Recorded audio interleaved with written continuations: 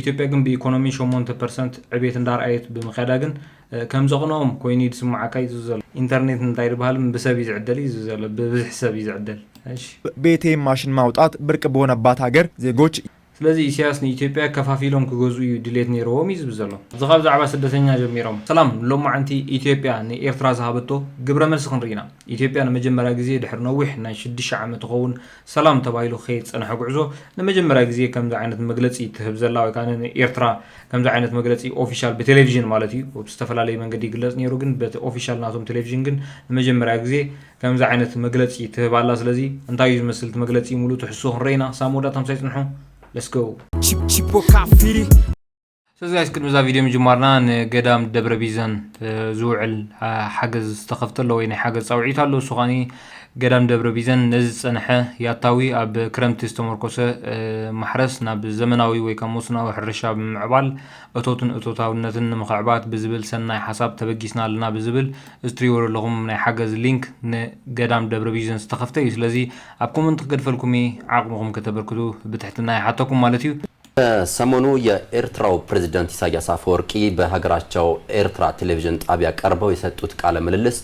መነጋገሪያ ሆኖ ቆይቷል። ስለዚህ ተቀንዲ መበገሲያን ወይ ካን ናይዚ ቪዲዮ ዚ አርሲ አብ ዝሐለፈ ውሑዳት መዓልታት ዝተገበ ቃለ መሕተት ናይ ፕሬዝዳንት ኢሳያስ ንዑ መልስ ንምሃብ ተባሂሉ ዝተሰርሐ ቪዲዮ ማለት እዩ።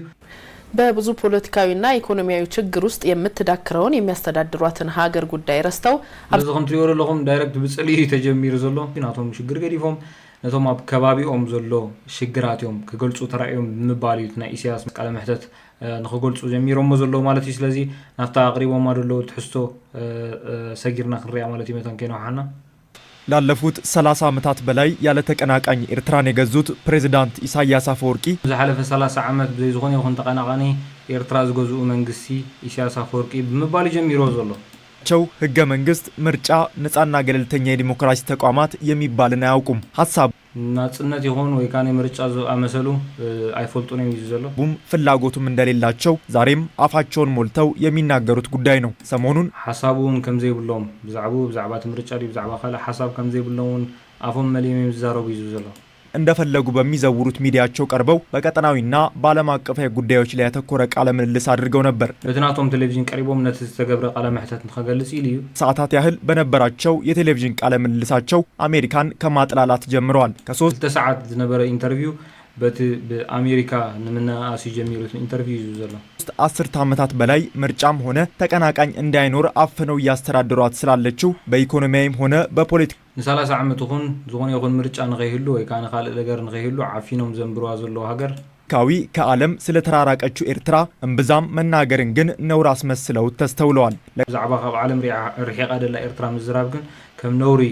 ኤማም ሲሎም ይዘሉ ቀጠናዊ ሰላምና ትብብር ጆሮ የማይሰጡት ኢሳያስ መንግስታዊ አስተዳደር የሌላቸው ፕሬዝዳንቱ የኢትዮጵያን ህገ መንግስት ሲተቹም ተስተውለዋል። ህገ መንግስት ዘይብሎም ናይ ኢትዮጵያ ህገ መንግስቲ ክንዕቁ ተራእዮም ይዘሉ ድራፍት ኮንስቲቱሽን ፌደራል ዴሞክራቲክ ሪፐብሊክ ኢትዮጵያ የኢትዮጵያ ህገ መንግስትን ከመጽደቁ በፊት ረቂቁን ዝኻኒ ትርጉሞ ይዘሎ ነቲ ናይ ፕሬዝዳንት ኢሳያስ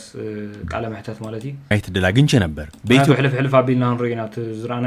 ሕልፍ አይልና መተን ክንሪእ ንኸይነው ሓናይ ኢትዮጵያ ሊሆን የማይችል ችግር ያለበት ሆኖ አግኝቼዋለሁ። እዚህ ነው ማስተዳደር የምንስተዳደር አይቻልም። ከለና አቆንነ በመዚ 3 10 ዓመታትን በሀገርነት የምትታወቀው ኤርትራ ህገ መንግስት ካጸደቀች ሩብ ክፍለ ዘመን ቢሞላትም ሃገር ካብ ትኸውን 3 ዝገበረት ኤርትራ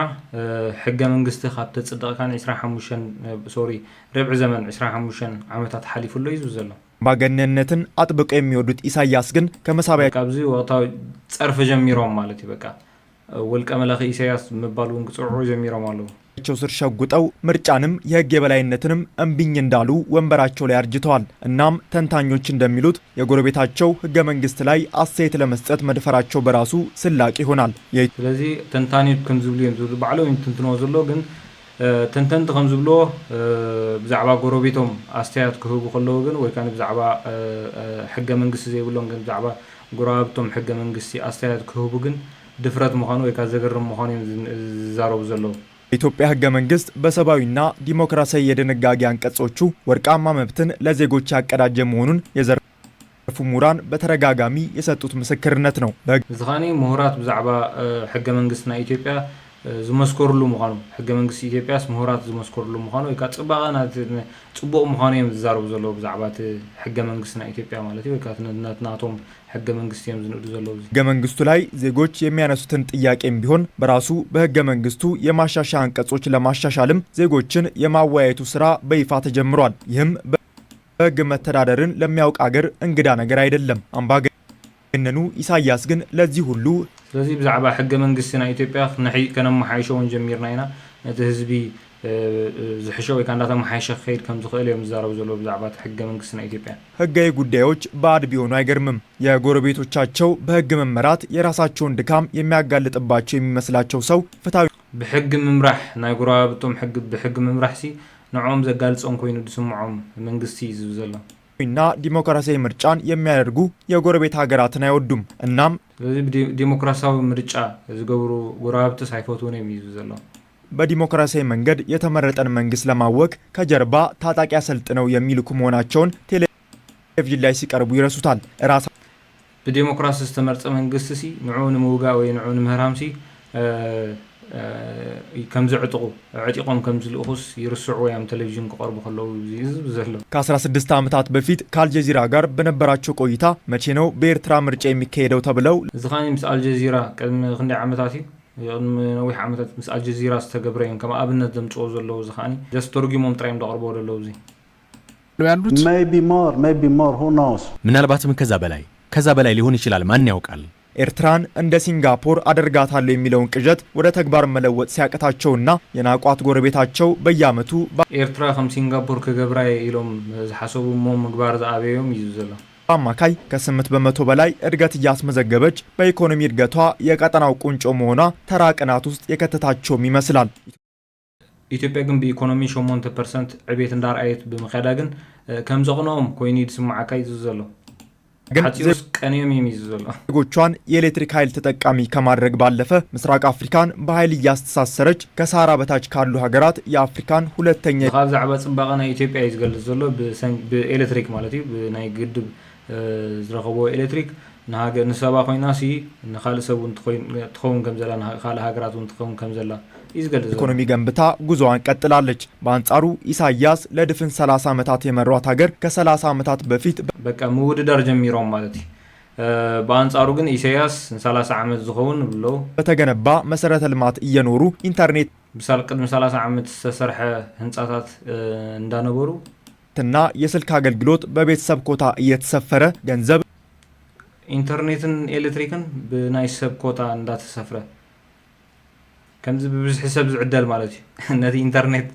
ኢንተርኔት እንታይ ይባሃል ብሰብ ይዝዕደል እዩ ዘሎ ብብዙሕ ሰብ ይዝዕደል። እሺ በኤቲኤም ማሽን ማውጣት ብርቅ በሆነባት ሀገር ዜጎች ኤቲኤም ምጥቃም ሲ ብርቅ ዝኾነ ሀገር እዩ ዘሎ ቤተሰባቸውን ሰርግ ለመከወን የሚያወጡትን ወጪ ጭምር ኦዲት በሚደረግባት ምድር ኤርትራውያን ናይ ቤተሰብካ መርዓ ክትገብር ናይ ቤተሰብካ እንተውፅኦ ወጻኢታት ኦዲት ትገብረላ ሀገር እዩ ዘሎ ናይ ምዃኑ ይትረዳና። ኤርትራውያን ነገን ያለ ተስፋ ኑሮን በጨለማ እንዲገፉ ተገደዋል። ችቦ ዜጎቿን ከጨለማ ወደ ብርሃን ለማሻገር እየተጣደፈች ያለችውን ጎረቤታቸውን ግን ኤርትራውያን ብዘይ ተስፋ ኣብ ጸልማት ክነብሩ ተገዲዶም ንሕና ግን ብዝተኸልናዮ ብኣባይ ማለት እዩ ህዝብና ናብ ብርሃን ክነሰጋግር ንጽዕር ዘለና ኢና እብሉ ኣለዉ። 2011 ክጅምበር ክስራሕ ከሎ ናይ ኢትዮጵያ አጀንዳ ኣይኮነን ነይሩ። የህዳሴ ግድብ 2011 ላይ ግንባታው ሲጀመር ኣብዚ ተርጉሞ ዘምጽኦ ዘለዎ ካብ ኢንተርቪው ኢሳያስ የሚመሩት መንግስት እቅዱ ከጀርባ ኢትዮጵያን አፈራርሶ ለመግዛት እንደነበር በተረጋጋሚ ስለዚህ ኢሳያስ ኢትዮጵያ ከፋፊሎም ክገዙ ድሌት ነይሮም ይዝብ ዘሎ ደግሞ ከግብጽ ከሶማሊያ መሪዎች ጋር ቀጠናዊ ሰላም ለማምጣት በሚል የዳቦ ስም በሰጡት መርዛማ ቀጠናውን የማተራመስ ሐሳብ ስጋት የደቀነ ስምምነት በአስመራ ሲፈራረሙ ተመልክተናቸዋል። ስለዚህ ነዝኻኒ ነዞምና ብዝሐለፈ ውሕዳት አዋርዕ ዝተገብረ ስምምዕ ግብጽ ሶማሊ ኤርትራ ንዑኻኒ ንኤርትራ ንኢትዮጵያን መፍራስ ወይ ከዓ ናይ ቀጠና ሰላም ንምድምሳስ ተገብረ ምዃኑ እውን ዝገልጽ ዘሎ ነዚ ዝተፈረመ ማለት እዩ። ነገሩ ግን ሰለስቲአን ተኣኪበን ሕጂ ከምዚ ኢለን ተማኺረን ኣለዋ። የሶስቱ ሀገራት ግንኙነት ከኢትዮጵያ ጋር ብዙ ተርጉሞም ይዘምጽኦ ዘሎ ሶማሊያና ኤርትራን አንድ ላይ ስለ የትኛው ኢትዮጵያ ነው የምታውቁነት የቀጠናውን ችግር ለመፍታት ነው። በሶማሊያ ችግር፣ የሱዳን ችግር፣ የቀይ ባህር ግንኙነት ነው። ሓንቲ ርእስትያ አንድ አምስተኛውን ህዝባቸውን ስደተኛ ያደረጉት ኢሳያስ አፈወርቂ በሰው ሀገር የውስጥ አብዛኛው ዛዕባ ስደተኛ ጀሚሮም ሓደ ካብ 5 ህዝብ ኤርትራ አብ ስደት ዝነብረለ ሀገር ይዘዘሉ እሳቸው አምርረው የሚጠሉት ለኢትዮጵያውያን የሰንደቅ ዓላማ ፕሮጀክት የሆነው የህዳሴ ግድብ ሪባን ሊቆረጥ መቅረቡ እረፍት የነሳቸውም ይመስላል። ስለዚህ እሶም አዚዮም ዝጸልዎ ነገር ዛዕባ ግድብ ክውዳእ ምዃኑ ይዘጽሎም ዘሎ ወይ ከዓ ሪባን ዝቆርጽሎ ወይ ከዓ ናይ መወዳእታ ግድብ ተወዲኡ ዝበሃለሉ እዋን እሱ ይዘጽሎም ዘሎ ይዝብ ዘሎ ኢትዮጵያ ግን ባለፉት 5 ኢትዮጵያ ግን በመባል እዚ ዝሓለፈ ውሕዳት እዋናት ዝተገብረ ቃለ መሕተት ናይ አቢ ብዛዕባ ዘጋጠሙ ሽግር ገለገለ ደገልጽሉ ዝነበሩ ዳይሬክት ዛዕባ ኤርትራ ዝተዛረቡ የለን ኣብዚ ግን ዘጋጠሙ መሰናኽላት ዝገበሩ ዓወታት ገለገለ ካብዚ አቢ ይዛረባሎ ማለት ኢትዮጵያ ግን በመባል ኤዲቲንግ ገይሮም ወዝ ናይ ነዊሕ ዝተገብረ ቃለ መሕተት እዩ ስለዚህ ከምዚ ይመስል እዛ ትሪዋ ዘለኹም ወይ ከዓ ናይ ጽልኢ ቪድዮ ወይ ከዓ መጀመሪያ ግዜ ንኤርትራ ተናእስ ንኤርትራ ጸርፍ ቪድዮ ናይ 8 ደቂቃ ንመጀመሪያ ግዜ ድሕሪ ነዊሕ ዓመታት በወጋዓው በቴሌቪዥን ኢትዮጵያ ከምዚ ዓይነት መልሲ ተዋሂቡሎ ማለት እዩ ድሕሪ 6 ዓመት ናይ ሰላም ተባሂሉ ከይጸንሐ ጉዕዞ ከምዚ ዓይነት መልሲ ተዋሂቡሎ ሰላም ተባሂሉ ከይጸንሐ እምበር ሰላም አይነበረን ግን ነዚ ዝሓለፈ ጉዕዞ ግን ብሬክ ትገብር ቪድዮ ማለት እዩ